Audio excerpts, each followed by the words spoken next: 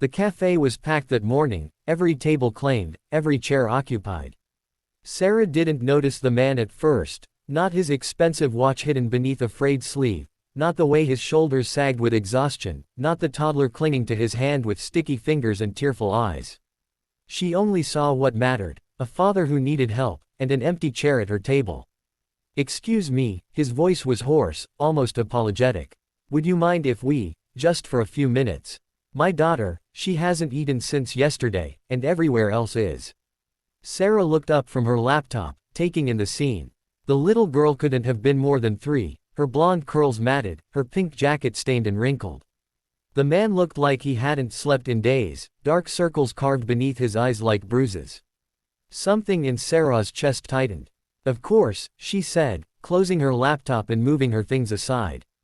"Please, sit." The relief that washed over his face was so profound it was almost painful to witness. He lifted his daughter into the chair, hands trembling slightly as he settled her in. "Thank you," he whispered. "You have no idea what this means." Sarah watched as he ordered the cheapest item on the menu, a plain bagel and orange juice, splitting both carefully with his daughter. The little girl ate ravenously, and he gave her most of his half, pretending he wasn't hungry. Sarah had seen this before. She'd been this before. "I'm Sarah," she offered gently. "Marcus," he replied, not meeting her eyes. "And this is Lily." "Hi, Lily," Sarah smiled at the little girl, who rewarded her with a shy grin, orange juice mustache and all. Sarah didn't ask questions. She'd learned long ago that sometimes the kindest thing you could do was simply not pry. Instead, she flagged down the waiter and ordered extra food, scrambled eggs, toast, fruit, and when Marcus started to protest, she held up a hand. "I have a meeting that just got cancelled," she lied smoothly. "It'll just go to waste otherwise." He stared at her for a long moment, and she saw something crack in his expression, pride giving way to desperate gratitude. "Thank you," he said again, voice breaking. As they ate, Lily began to warm up, telling Sarah about her stuffed bunny named Mr. Flops and how Daddy said they were on an adventure. Marcus's jaw tightened at this, but he smiled for his daughter, brushing her hair back from her forehead with infinite tenderness.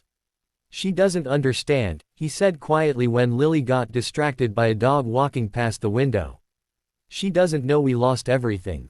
The house, the cars, the—" He stopped, shaking his head. "I'm sorry. You didn't ask for my life story." "Sometimes it helps to talk," Sarah said. She meant it. She'd been a single mother once, years ago, before things got better. She remembered the shame, the exhaustion, the desperate arithmetic of which bills could wait and which couldn't. Marcus studied her face, seeing something there that made him trust her. "I had a company," he began. "A good one. We were doing well, really well. But I trusted the wrong people.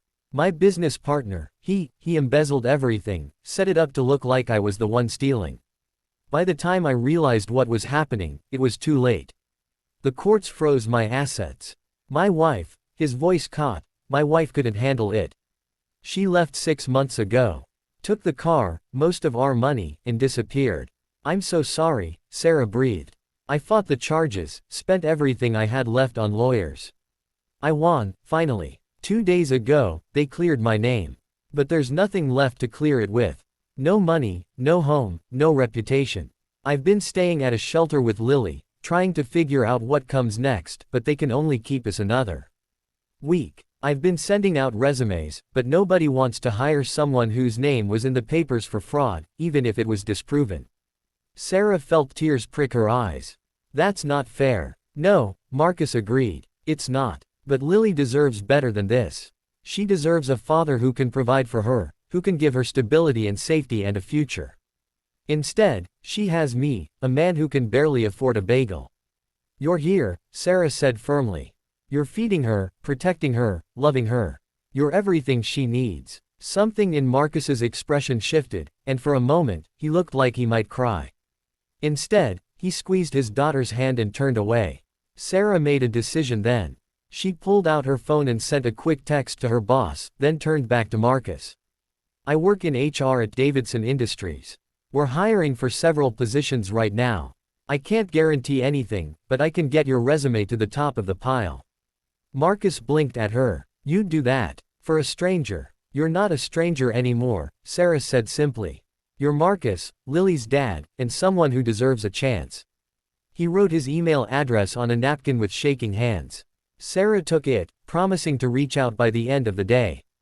They talked for another hour, about everything and nothing, about Sarah's own journey from food stamps to a comfortable life, about hope and resilience and the small kindnesses that make survival possible.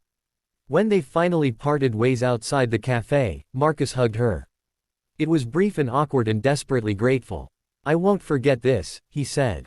Whatever happens, I won't forget what you did for us today. Sarah watched them walk away, this father and daughter, hand in hand, facing an uncertain future with courage that humbled her. She sent the text to her boss immediately, advocating for Marcus with every bit of professional capital she had. 3 months later, Sarah was working late when her boss called her into his office. Remember that guy you recommended? Marcus Chen. Of course, Sarah said. He's been exceptional. Brilliant, actually. So much so that we did some digging into his background. Her boss smiled. Turns out he wasn't just any businessman. Before his partner destroyed him, Marcus had built a tech company worth over $2 billion. He developed the algorithm that half our industry now uses. The man's a genius. Sarah's jaw dropped. I had no idea. Neither did we. And according to Marcus, neither did you, which is why he wants to see you. He's in conference room B. Sarah found Marcus there, looking nothing like the exhausted man from the cafe. He was clean-shaven, wearing a suit, standing straighter. But his smile was the same, warm and genuine. Sarah, he said, I've been trying to figure out how to thank you. You don't need to. I do. He pulled out an envelope. This is a partnership offer. I've been working on a new company, and I'm making you a co-founder. 20% equity. Sarah stared at him. Marcus, I can't. You gave me everything when you had no reason to believe I deserved it. You saw a father and daughter who needed help, and you helped.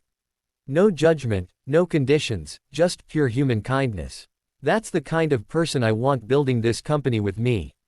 I was just. You were everything, Marcus said softly. That morning in the cafe, I was ready to give up. I'd been telling myself Lily deserved better than me, that maybe she'd be better off if I just disappeared. You reminded me that showing up matters. That being present matters. You saved my life, Sarah. Let me change yours. Sarah felt tears streaming down her face. She thought about that morning, about the simple choice to share a table, to buy a meal, to see another human being's pain and respond with compassion. She'd had no idea who Marcus was, what he'd been, what he would become. She'd just seen someone who needed help. And maybe that was the point. Maybe kindness wasn't about calculating worth or expecting returns. Maybe it was just about being human, seeing another soul struggling and reaching out your hand. Okay, Sarah whispered. Yes. Marcus's smile could have lit the entire city. Good. Because Lily's been asking about the nice lady from the cafe, and I promised her we'd have you over for dinner. She's been practicing setting the table for 3 days. Sarah laughed through her tears, thinking about the little girl with the orange juice mustache, about the desperate father who'd become a friend, about the way one moment of simple kindness had rippled outward into something neither of them could have imagined. Sometimes the most powerful thing you can do is offer someone a chair at your table. You never know whose life you might be changing, or how completely they might change yours in return.